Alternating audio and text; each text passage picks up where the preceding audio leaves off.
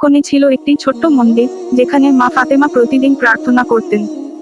তিনি ছিলেন একজন সাধ্বী নারী, যিনি সবসময় মানুষের কল্যাণে নিজেকে উৎসর্গ করতেন। মা ফাতেমা জন্মগ্রহণ করেছিলেন এক সাধারণ পরিবারে, কিন্তু তার মনের দৃঢ়তা ছিল অস্বাভাবিক। যখনই গ্রামে কোনো সমস্যা হতো, মা ফাতেমা সবার আগে এগিয়ে আসতেন। তার শান্ত ও সহিষ্ণু মনোভাব সবাইকে মোহিত করেছিল। দ্বিতীয় অধ্যায়, সংগ্রাম। একদিন গ্রামে একটি মারাত্মক দুর্ভিক্ষের আঘাত আসে। জমি শুকিয়ে যায়, পশু পাখি মারা যেতে থাকে, এবং গ্রামবাসীরা ভুগতে থাকে। মা ফাতেমা দেখে, এক এক করে মানুষগুলো অসুস্থ হয়ে পড়ছে, তাদের ত্রাণের প্রয়োজন। তিনি নিজের সমস্ত সম্পদ বিক্রি করে গরিবদের সাহায্য করতে শুরু করেন। যদিও তার নিজের কিছু ছিল না, তবে তার মনের তীব্রতা এবং আত্মবিশ্বাস গ্রামবাসীদের মধ্যে নতুন আশা জাগায়। মা ফাতেমার দানে ও সহানুভূতির ফলে গ্রামবাসীরা আবার একত্রিত হতে শুরু করে। তাদের মধ্যে একতা ফিরে আসে। তৃতীয় অধ্যায়, বিশ্বাস ও আশীর্বাদ। মা ফাতেমার জীবনে অনেক চ্যালেঞ্জ ছিল, তবে কখনো তিনি নিজের বিশ্বাসকে হারাননি। তার একমাত্র লক্ষ্য ছিল মানুষের সেবা করা, তাদের সুখী করা। একদিন গ্রামে একটি ভয়াবহ ঝড় আসে। ঘর বাড়ি ধ্বংস হয়ে যায়, অনেকেই প্রাণ হারান। গ্রামবাসীরা ভীত ও অসহায় হয়ে পড়েন। কিন্তু মা ফাতেমা তাদের ধৈর্য ও সাহসের কথা বলে প্রার্থনা করেন। ঝড় থামার পর গ্রামবাসীরা বিস্মিত হয়ে দেখেন, কিছু কিছু বাড়ি অক্ষত রয়েছে, এবং তাদের শস্যক্ষেত্রও ক্ষতিগ্রস্ত হয়নি। তারা বিশ্বাস করতে শুরু করে যে, মা ফাতেমার অশেষ দয়া এবং আশীর্বাদই তাদের রক্ষা করেছে। গল্পের শেষ। মা ফাতেমা জীবনের শেষ পর্যায়ে এসে বুঝতে পারেন, তার আসল কাজ ছিল শুধু আল্লাহর সাথে গভীর সম্পর্ক স্থাপন করা এবং মানুষকে একে অপরের প্রতি ভালোবাসা, সহানুভূতি ও সাহায্যের গুরুত্ব শেখানো। তার মৃত্যুর পর গ্রামবাসীরা তার স্মরণে একটি মন্দির প্রতিষ্ঠা করে, যেখানে তারা তার শিক্ষা অনুসরণ করে জীবনযাপন করে। এটি ছিল মা ফাতেমার জীবনযাত্রার একটি সংক্ষিপ্ত কাহিনী, যা আমাদের শেখায়, সহানুভূতি, আত্মত্যাগ, এবং মানুষের কল্যাণে নিজেকে উৎসর্গ করাই আসল জীবন দর্শন। এই কল্পনা করা গল্পটি 30 মিনিটের একটি আলোচনা বা গল্পের অংশ হিসেবে পরিবেশন করা যেতে পারে, যেখানে বিভিন্ন দিক থেকে মা ফাতেমার চরিত্রের গভীরতা ও মানুষের প্রতি তার ভালোবাসার প্রকাশ ঘটানো হয়েছে। আবু হুরায়রা ছিলেন মহান সাহাবী, যিনি রাসূলুল্লাহ সাল্লাল্লাহু আলাইহি ওয়াসাল্লাম এর থেকে অসংখ্য হাদিস বর্ণনা করেছেন। তিনি যখন ইসলাম গ্রহণ করেছিলেন, তখন তার জীবন ছিল একেবারে সাধারণ। তিনি ছিল একটি গরিব পরিবার থেকে আগত, কিন্তু তার অন্তরে ইসলামের প্রতি গভীর বিশ্বাস ছিল। তার জীবনের অনেক দুঃখ কষ্ট ছিল, কিন্তু তিনি কখনো তার ঈমানকে খোয়া দেননি।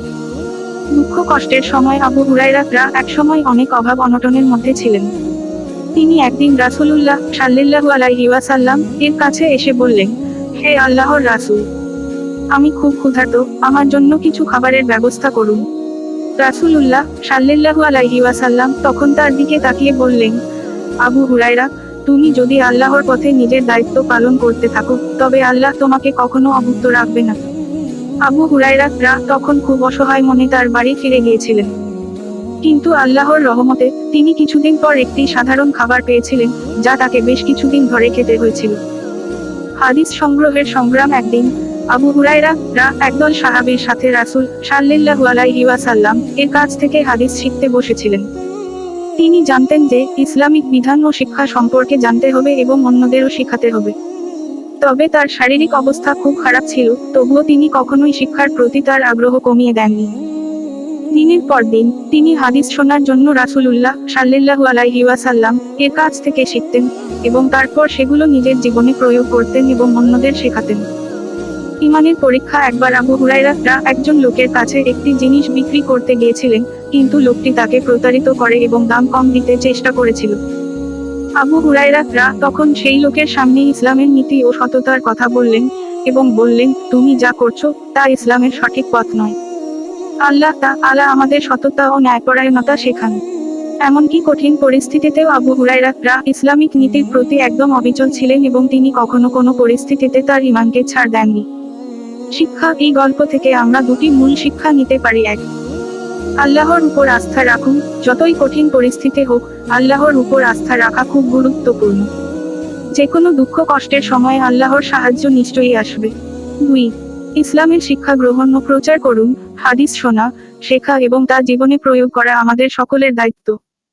ইসলামের শিক্ষা ও তার প্রচার আমাদের দায়িত্ব। এটি একটি ছোট কিন্তু অর্থপূর্ণ গল্প, যা 30 মিনিটের মধ্যে পড়া সম্ভব এবং ইসলামিক জীবনাচার ও ঈমানের শক্তি সম্পর্কে শিক্ষামূলক বার্তা দেয়। একটি ছোট গ্রামের এক সাধারণ মানুষ, যার নাম আল আমিন। সে খুবই ভালো মানুষ ছিল এবং প্রতিদিন আল্লাহর স্মরণে সময় কাটাতো। গ্রামের সবাই তাকে সম্মান করত, কারণ সে সৎ, পরিশ্রমী এবং দয়ালু ছিল। আল আমিন তার জীবনে ইসলামিক মূল্যবোধকে পালন করত এবং অন্যদেরও সেই মূল্যবোধের দিকে পরিচালিত করতে চাইত। একদিন গ্রামে একটি বড় দুর্যোগ এল। বৃষ্টি ও ঝড়ের কারণে বহু বাড়ি ক্ষতিগ্রস্ত হলো এবং অনেকে গৃহহীন হয়ে পড়ল। আল আমিন নিজের বাড়ির সবকিছু দিয়ে নিঃস্ব হয়ে গেলেও সে নিরাশ হয়নি। সে জানত যে আল্লাহর কাছে সবকিছু আছে এবং সৎ এবং দয়ালু হওয়া সবার জন্য ভালো। সে গ্রামবাসীদের সাহায্য করতে এগিয়ে এল। নিজের বাড়ির জন্য তৈরি খাবার, জামা কাপড় আর প্রয়োজনীয় জিনিসপত্র দিয়ে তিনি ক্ষতিগ্রস্ত মানুষদের সহায়তা করতে লাগলেন। কেবল